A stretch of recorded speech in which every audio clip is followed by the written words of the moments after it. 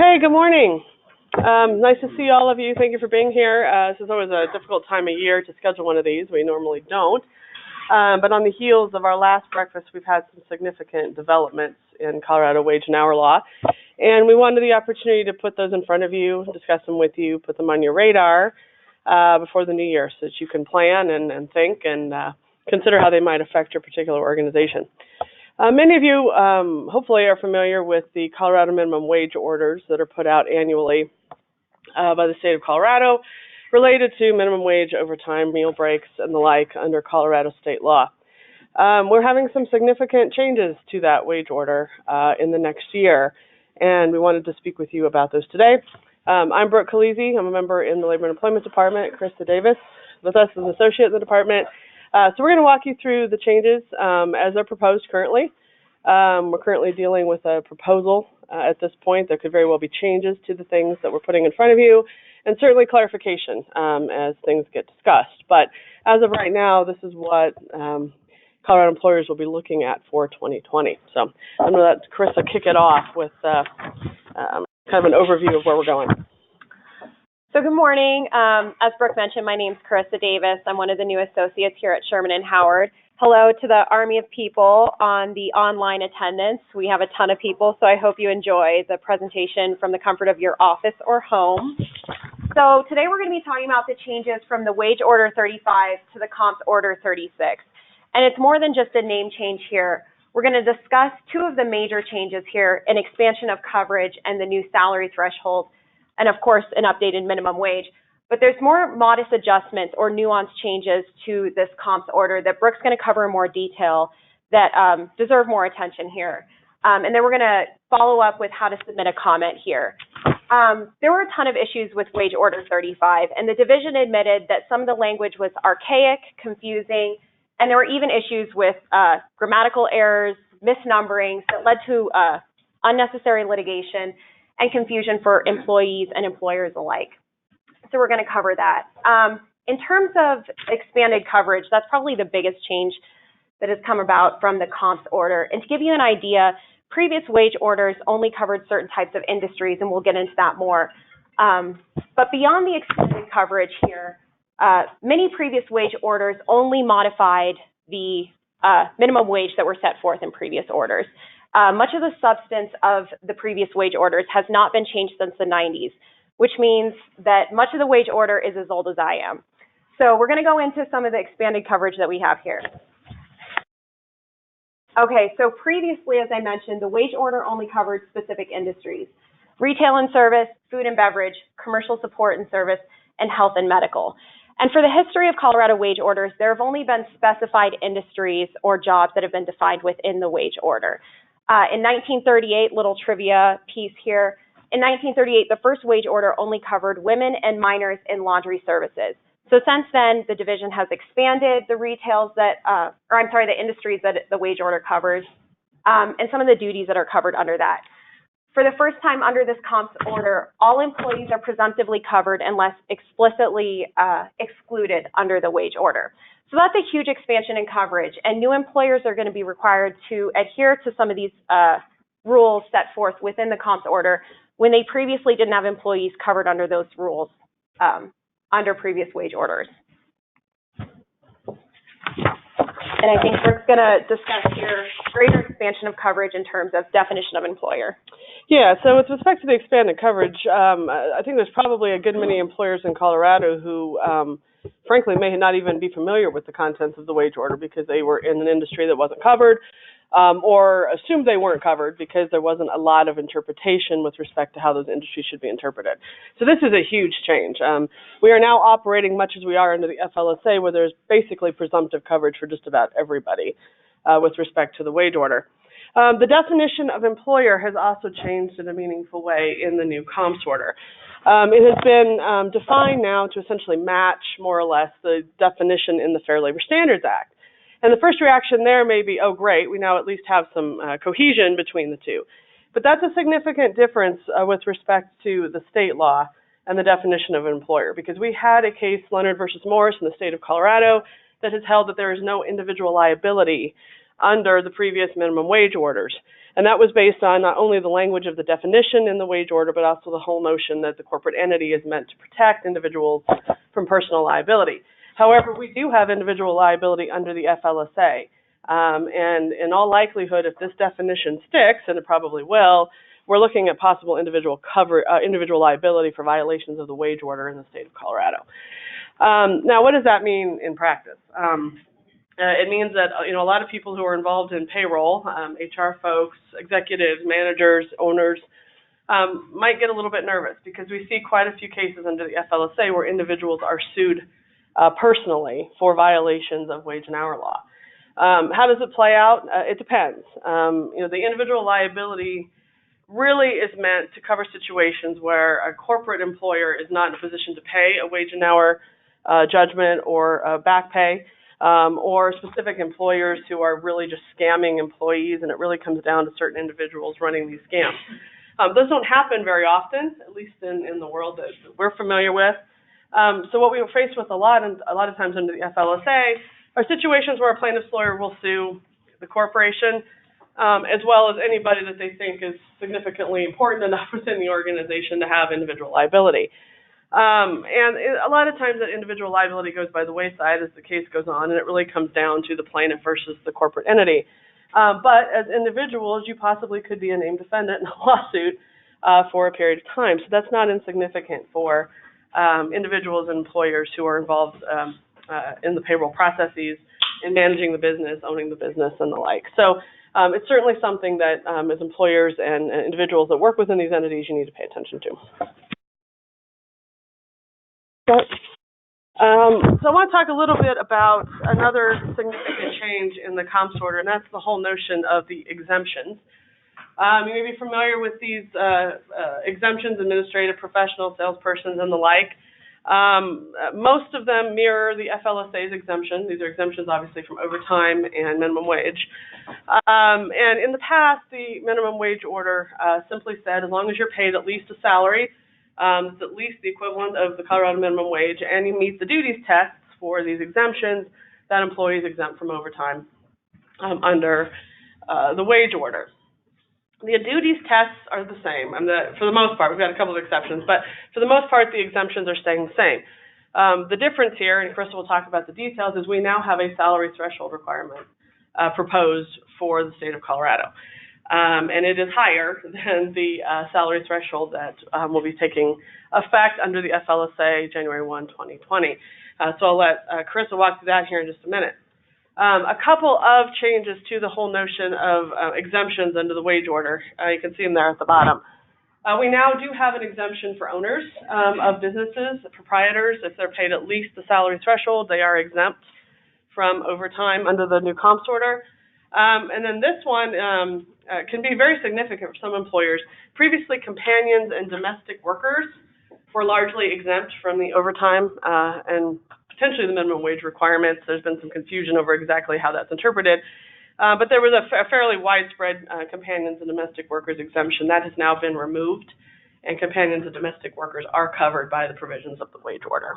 The comps order. I'm going to call it the wage order for quite a while, I'm afraid.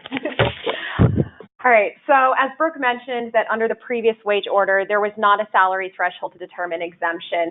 There was under the Fair Labor Standards Act, and in 2020, that number will be $35,568. So under the new comps order, we do have a salary threshold that, the employee must make that specified salary and have exempt duties in order to be exempt. So when the division was deciding how to come about a number that they could use for the salary threshold, 83% of comments they received advocated for a number that would be higher than that federal number. Oh, I was warned that it's touchscreen. There we go. Higher than that federal number. But how high that number should be was up for question. So of the comments that the division received advocating for a specific number, the vast majority of the comments advocated for a number around 62,000 and some change. So the division ultimately decided to arrive at a smaller number and have that number phased in. So by July 2020, that salary threshold number will be $42,500. Then for each year after, the salary threshold will increase by $3,000, and then once we arrive at 2027, it'll be adjusted by the same consumer price index that is used to determine the minimum wage. And one point with respect to the salary threshold, many employers that I've spoken with respect to the new comps order are concerned about the timing of the salary threshold. It comes in July 2020. That's the middle of the calendar year. That can certainly be the middle of a budget year for a great many employers. And employers simply may not have it budgeted for next year to be dealing with an increased salary threshold. So I know that's one concern that has been and likely will be through the comment period and the public hearing raised as a potential source of concern for employers. I've heard proposals or suggestions that they try to push the effective date of that salary threshold out to January 2021. Obviously, we don't know how that's going to play out, but I do know that that's one concern that has been raised for a good many employers, is it's a rather rapid and sudden change, especially from a budgetary perspective.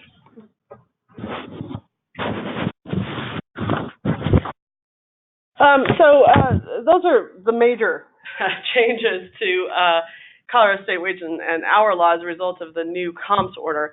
There's some that are smaller in nature, some that are expected to come out every year with the revisions. So I'd like to go through those. And certainly we should have some time at the end that we can go back and parse some of these new changes as you'd like to. Obviously, we have a minimum wage that adjusts annually. January 1, it's going to go up to $12 an hour. The tipped wage also goes up, obviously, from $8.08 to $8.98. So that change will be made effective January 1. We have a change to the meal credit. This is a rather small change, but it's actually one that tends to favor employers a bit. Under the previous wage order, and you're going to have to, we had a problem with this slide.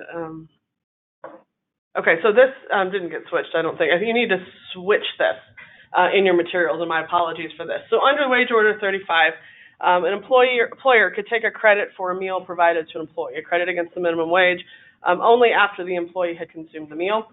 That has now switched, and the employer can go ahead and take the credit so long as the provision of the meals to the employee and the employee's acceptance of those meals is voluntary. So that's a little bit of a change if you have a business in which you provide meals to your employees. We also have a change to the lodging credit. This certainly doesn't affect a great many employers, but it does some.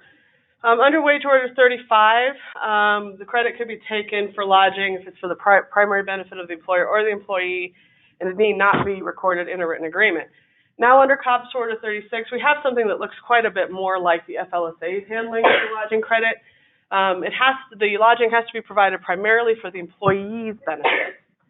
And it has to be voluntarily provided and accepted by the employee. With respect to the amount of the credit, the employer picks the smaller of the employer's costs, fair market value, or $25 a week in shared residence, dorm, hotel, $100 a week for private employment. Again, this doesn't affect a lot of employers, but for those of you who might be affected by the lodging credit, I will say that this test is a little bit sticky. With respect to the FLSA, it can be extremely difficult to figure out when lodging might be primarily for an employee's benefit, when it's voluntary versus involuntary. It's very industry specific, obviously. So although this test is much closer to the one that exists under the FLSA, that test can be somewhat difficult. There's a great deal of back and forth case law and court decisions and regulations on how that's interpreted. So this is certainly something to take a look at if you have any lodging component to your business and to your employees' compensation. Tip credits. So these tip credits are largely the same as they were under wage order 35. Obviously, there's a change to the cash wages that have to be provided with the increase in the minimum wage. And then, of course, the employer has to make up any difference between what the employee actually earns in cash wage and tips and the minimum wage of $12 an hour. Do remember that in the state of Colorado, we have laws that govern tip pooling. If you tip pool within your organization, in other words, have employees share tips, there are notice requirements. You have to make sure that not only your employees, but also your customers have noticed that you do tip pool. We certainly could help you with those if you have any questions on what those requirements are. All right, one more small change here. Under wage order 35, employers can require deposits for uniforms and then, of course, return the deposit if there was no damage to the uniform, or keep it if there's substantial damage. Under the COMPS Order 36, deposits are prohibited. And the rationale behind that being is that the division views a deposit as an impermissible deduction because the deduction is taken out prior to the circumstances arising, requiring the deduction. So, a couple things to remember that are consistent under COMPS Order 36, same as Wage Order 35. If the uniform is a condition of employment, the employer must pay the cost of purchase, maintenance, and cleaning unless that uniform is just plain and doesn't require any special cleaning requirements. And the cost of ordinary wear and tear should never be deducted. All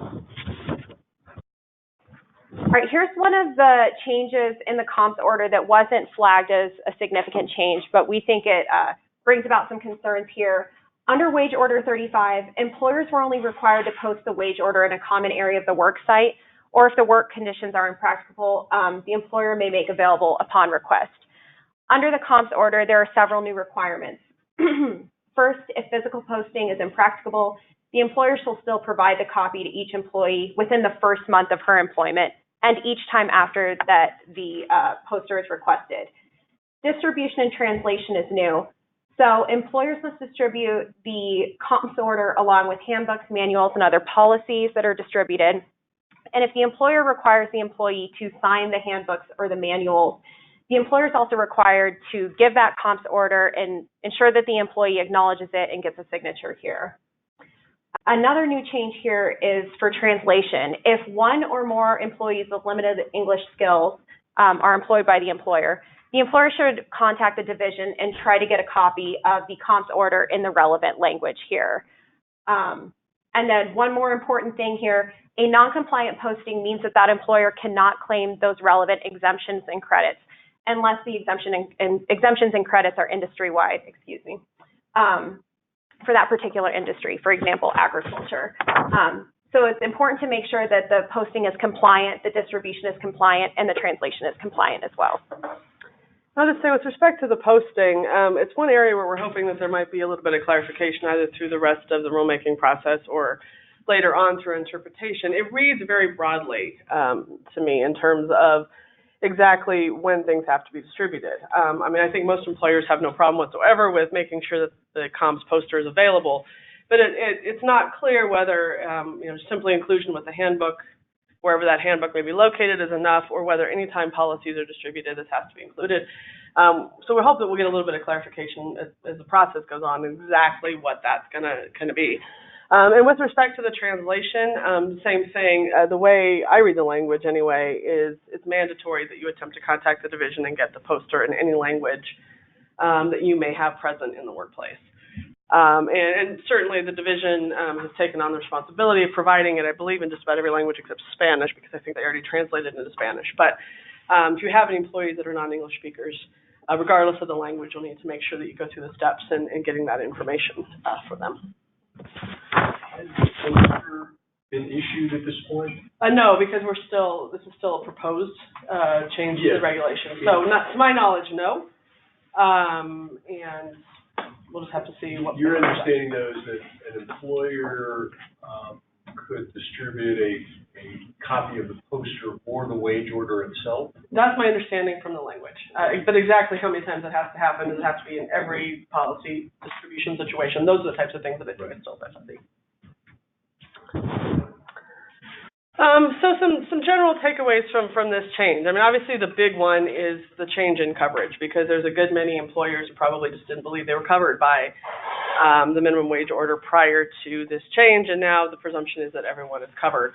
So certainly if you haven't had any familiarity with this in the past, now is the time to get up to speed and figure out what that's all about and how it might affect your organization. With respect to the FLSA and the state law, obviously employers are required to comply with the more protective laws, and that's almost always the state law. And you have to comply with the laws of every state that you're in. So if you're a multi-state employer, you have to make sure you're up to speed with all of those nuances from one state to the next. Our state law in Colorado, up to this point, generally, in a lot of cases, has followed the interpretations of the Fair Labor Standards Act. Not in every case, and the language of certain provisions of the wage order have been different enough that courts have not interpreted them exactly the same.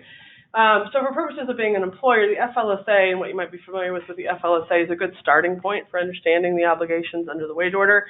But you want to make sure that you understand what the differences are, where it might differ. And moving forward with the new comps order, we presume that courts in a lot of cases would still look to the FLSA for guidance, but we don't know that, obviously. So we'll have to see how these things play out with whatever comps order we end up with after the process is up.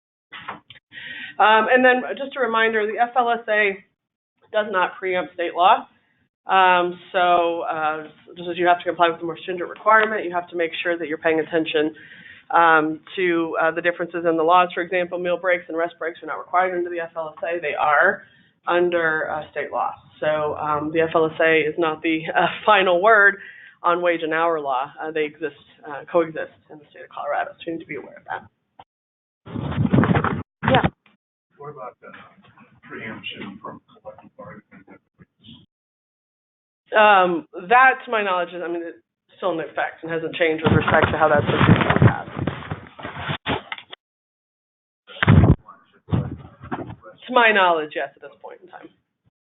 We'll have to see what happens, but I'm not aware of that being any, for you? No. Yeah, being any kind of provision to that provision.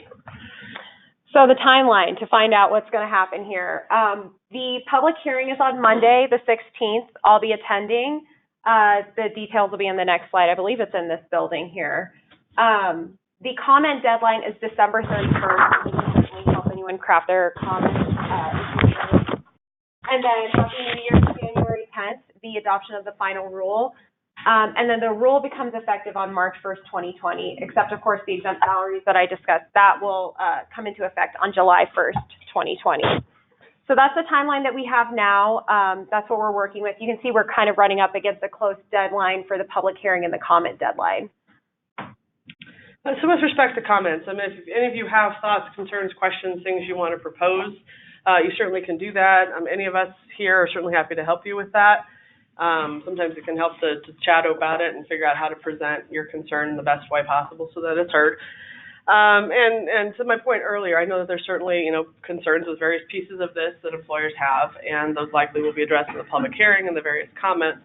So this is very much a fluid change, and we'll just have to see what changes are accepted, rejected, modified as this process goes forward.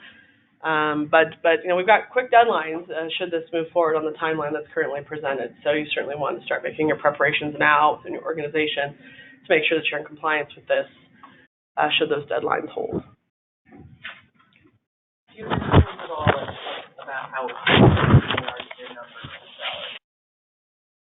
I'm not looking to figure out right now who's going to start to make a plan. That's a good question. I've heard the director speak on this matter. I know that the division was very concerned about trying to make the number they picked a fair compromise with respect to the various comments that they received. My gut reaction is nothing more than a gut, is that they're likely to be fairly wedded to that number. However, any comments you have, concerns that you have, now is the opportunity to put those forward for consideration, and nothing would prevent the division from taking this into account and making adjustments if they thought that was warranted. So my guess is they're going to be fairly close to that number. My guess is whatever they land on likely will be above the FLSA threshold. Yeah. I've got two questions. Who's behind this? And it sounds like it's a done deal. They're going to give comments, but this is. It sounds like it's. Is it worth the trouble to fight it? Well, I'll go in reverse order. Done deal. I don't know that it's a done deal. I think there's very likely there could be some minor changes to what's been proposed. Just because there very rarely is, I doubt there's going to be a significant deviation, but we don't know that. So I would say, now is your opportunity to make sure your concerns and your preferences and your thoughts on this are heard, because once it is final, that's what we've got. Hard to say. Like I said before, from the information that I've heard, this has been an attempt at compromise with respect to these big changes. So I couldn't tell you how likely they could change. But this is your opportunity to try to make yourself heard. So with respect to whether it's worth fighting it, yeah, because this is the opportunity to make that known.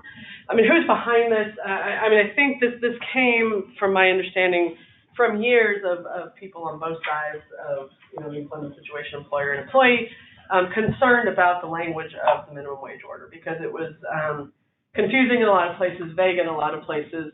We have not had a lot of judicial interpretation of the minimum wage order, so there's a lot of uncertainty. And I certainly know that employer side attorneys and representatives have been pushing for a long time for some clarification on these issues. We were not necessarily expecting changes of this magnitude when we were asking for some clarification. And with respect to the change in coverage, even though it's a massive change in coverage, it's a little bit hard to also argue the logic of it, given that the FLSA is as broad as it is, and that there's just not a lot of sense in the way that the industries are broken out in terms of coverage. So even though, from an employer's perspective, it's a huge change, it's also when it's a little bit you're able to understand it from a logic perspective. And I'll just add in really quickly, in terms of submitting comments and the effectiveness of those comments, I think particularly in terms of clarifying areas that are not, clear on their face, I think that the division would be more open to taking in those clarification questions and implementing those changes into the actual order. In terms of changing maybe the salary threshold after there's been numerous comments, we just don't know. But clarification, I think, is very important. It's just as important as some of the substantive requests. And did we have A couple of questions. One, you said that there was a concern about CEO law being a little bit hard to follow and all the rest of it. Is this an improvement? Can you guys repeat Just the to question? satisfy the cost of it, will it be easier for employees to figure out how to apply? So the question for those on the phone was, is this an improvement over the language of the minimum wage order? Yes, in the sense that you're essentially everybody's covered, with very few exceptions. Yes, on the whole, I think it will be easier to understand. Obviously, it also imposes a great many changes for employers and more burdens for employers. But it's going to be easier to understand because one of the primary problems with the minimum wage order is it wasn't clear how those exceptions and exemptions played out. I just had a case not too long ago where we were arguing in state court over what one of those industry exemptions meant. So it will be easier to understand. It's also going to cover a lot more people. So second one is really two questions. It deals with penalties. What are the penalties for violation? And then two, in enforcement, does wage and hour and do the courts consider a good faith attempt to comply in assessing penalties? Yeah, so the penalties are unchanged from the way wage and hour law has really played out before. It's tied to the Colorado Wage Act.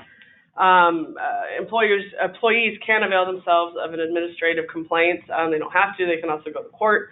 With respect to wage and hour violations, there's a 2-year statute of limitations, 3 for willful violations, similar to the FLSA. There are penalty provisions laid out in the wage order with respect to failure to pay wages. In terms of overall damages, it's very similar to what we're used to, right? If you're in violation, you owe whatever wages weren't paid, overtime that wasn't paid and the like, as well as penalties. Liquidated damages type situation is available. There is a good faith defense, but remember that, with respect to wage and hour law, good faith and bad faith and those kind of things don't necessarily mean that you're talking a good actor versus a bad actor.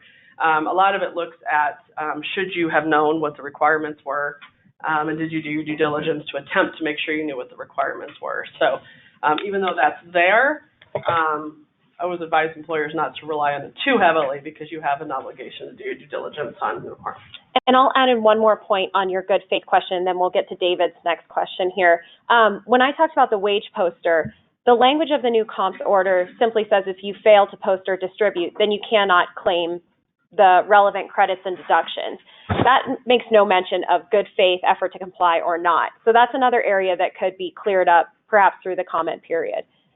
David, did you have a question? I do. Two fact patterns on the lodging credit, and if you could tell me what you think would apply or not apply. First fact pattern, Colorado employer has operations in Wyoming and sometimes will assign Colorado employees to work in Wyoming. When it does that, it provides lodging for the employees in Wyoming. Second fact pattern, Texas employer, oil and gas drilling company has man camps near people camps, whatever you would call it, near drilling sites and provides that housing for the employers.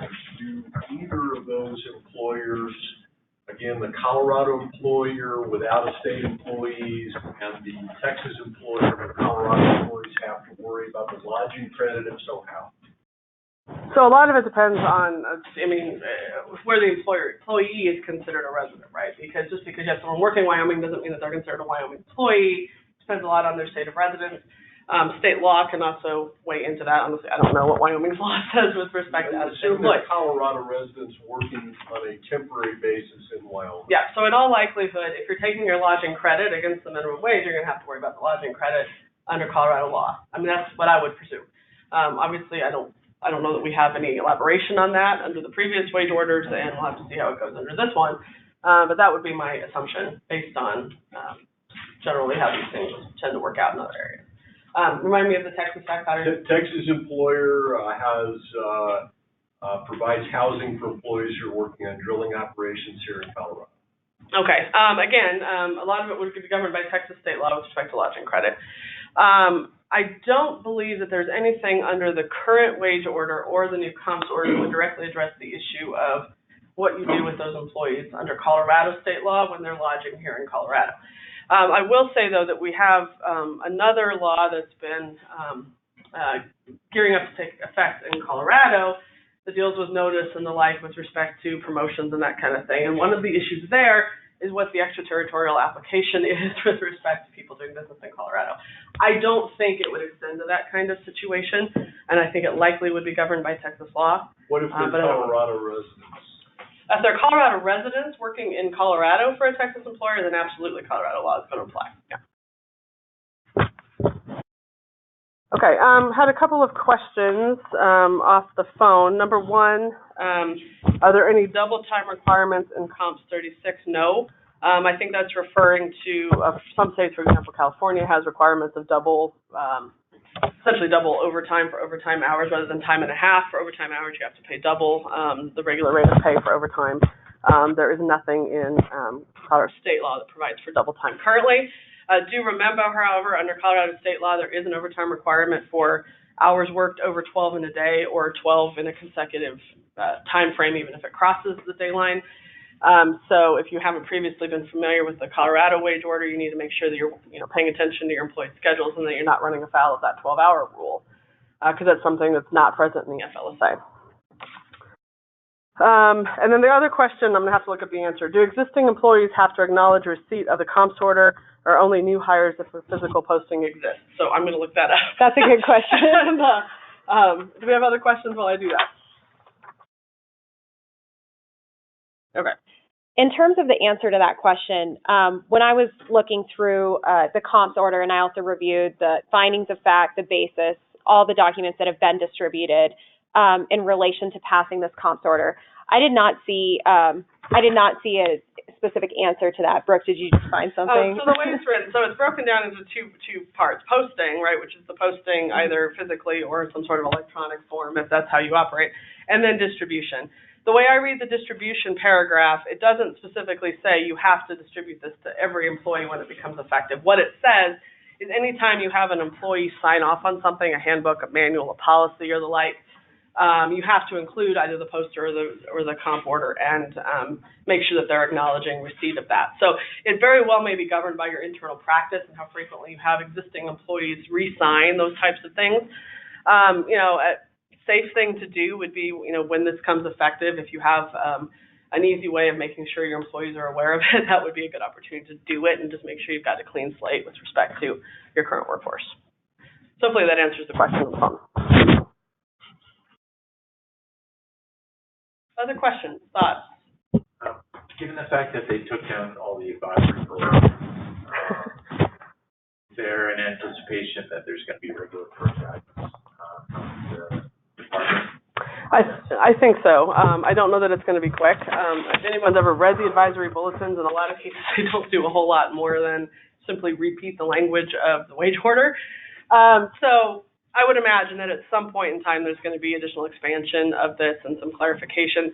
Given that it's going to be a brand new order, I just don't know how quickly that's going to happen. Some of that I imagine will be through the remainder of this process, and then probably will take a period of time after that until we get an idea of what the actual issues are before we start getting some regulatory clarification. But, you never know. They could do it at any time. That was the basis for a lot of us, the FLSA certification was allocated under the state law, so Yep. they're gonna wait from that. And we don't know. I mean, my guess, and again, me and my gut, right? I think the FLSA tends to be where a lot of courts and even the division tend to go.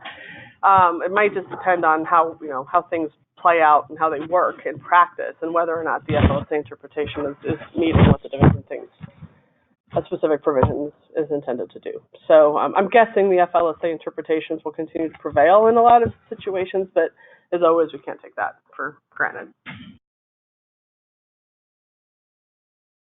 Thoughts, questions, moments to vent? Okay, well, as we've said before, this is very much a fluid situation. Things will be changing, possibly in large ways, possibly only in small ways, possibly not at all. Do you have one more question? Sure. No worries. You said the hearing's the 16th, the adoption of the rule is the 10th, and then it becomes effective 3/1. I heard a July date as well. Yep, that was for the July 1, that's for the salary threshold, in terms of determining if employees are exempt from overtime and break requirements. So we will do our utmost as this moves forward to, put out advisories and notices and keep you guys apprised of what's happening with this. And indeed, a lot of this is posted on the division's website as well, so you certainly can keep track of it yourself, but we'll do everything we can to keep you apprised of what's happening and what your requirements are going to be. And as always, we're here for any questions, concerns, brainstorming that you'd like to do. So thank you very much for being here, and have a great day.